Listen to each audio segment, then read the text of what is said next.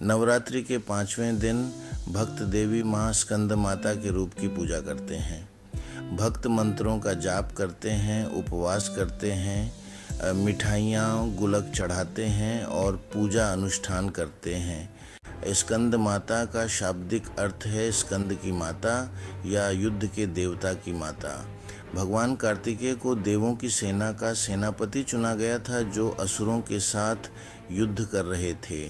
जब आप स्कंद माता की पूजा करते हैं तो आपको 2 गुना आशीर्वाद मिलते हैं, क्योंकि आप भगवान कार्तिकेय को भी प्रणाम कर रहे हैं जो शिशु रूप में हैं और वह देवी माँ की गोद में बैठे हैं। माँ स्कंद माता देवी की 4 भुजाएं हैं। अपने दोनों हाथों में वह कमल धारण करती हैं। वह अपने दिव्य पुत्र कार्तिकेय को एक हाथ से सहारा देती है। चौथा हाथ अपने भक्तों की इच्छाओं को पूरा करने के लिए आशीर्वाद देने की स्थिति में है। उसकी 3 आँखें हैं। उन्हें अपने 6 मुख वाले पुत्र कार्तिकेय को अपनी एक भुजा से पकड़े हुए दर्शाया गया है। जो भक्त सच्चे और समर्पित हृदय से माँ स्कंद माता देवी की प्रार्थना करते हैं उन्हें ज्ञान, धन, शक्ति, समृद्धि और मोक्ष का आशीर्वाद मिलता है। उन्हें मानसिक शांति, संतुष्टि और आनंद का अनुभव होता है।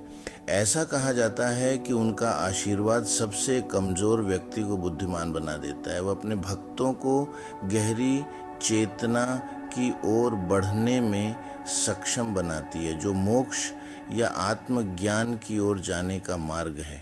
तारकासुर नामक एक राक्षस था जो अक्सर देवताओं को परेशान करता था। कठोर तपस्या कर उसने भगवान ब्रह्मा को प्रसन्न किया था और उनसे वरदान प्राप्त किया कि उसे शिव के पुत्र के अलावा कोई और नहीं मार सकेगा। उस समय शिव जी अपनी पहली पत्नी सती के आत्मदाह के बाद शोक में थे और वह एक योगी बनकर पहाड़ों में कठोर तपस्या और ध्यान थे।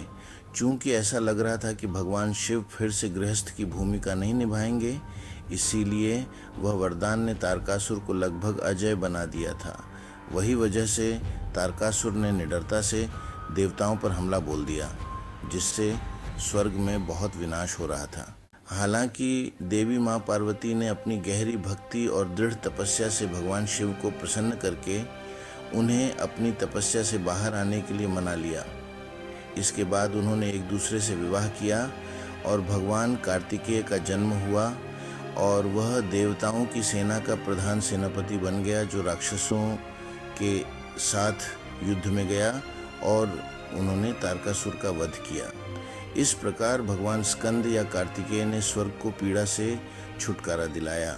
वाराणसी में माँ स्कंद माता का एक मंदिर है जहाँ भक्त तीर्थ यात्रा पर जाते हैं। स्कंद माता संपूर्ण रूप से मातृशक्ति हैं। ऐसा माना जाता है कि अपने 6 मुखों वाला स्कंद 6 इंद्रियों का प्रतीक है। गुरुदेव श्री श्री रविशंकर कहते हैं कि स्कंद माता ज्ञान या की 6 प्रणालियों की जननी है। वह न्याय, वैशेषिक, सांख्य, योग, वेदांत और मीमांसा की जननी है। ये वेदों या ज्ञान के 6 अंग हैं। देवी के इन दर्शनों में संगीत, ज्योतिष, ध्वन्यात्मक और छंद जैसी कला और विज्ञान की 64 विधाएं अंतर्निहित हैं। जब हम स्कंद माता की प्रार्थना करते हैं तो हम सभी ज्ञान की माँ के सामने झुकते हैं। इसलिए यह उच्च शिक्षा और ज्ञानोदय का मार्ग है।